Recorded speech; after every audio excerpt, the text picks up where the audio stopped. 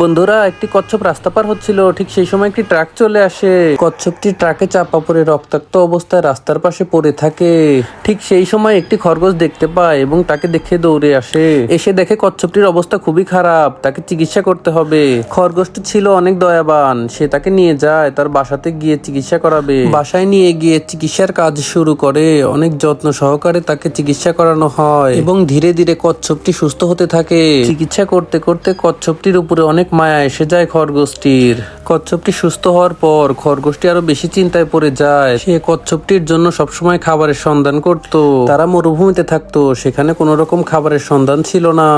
খরগোশটি শুধু ভাবতো কিভাবে তাকে তার মায়ের কাছে পৌঁছা দেওয়া যায়। তারপর একদিন খরগোশটি কচ্ছপের সাথে তার মাকে খোঁজার উদ্দেশ্যে বের হয়। অনেক খোঁজাখুঁজির পর কচ্ছপটি তার মাকে পেয়ে যায় এবং দৌড়ে আসে তার মায়ের কাছে। খরগোশটি অনেক খুশি হয় তাদের এই সুন্দর মুহূর্ত দেখে।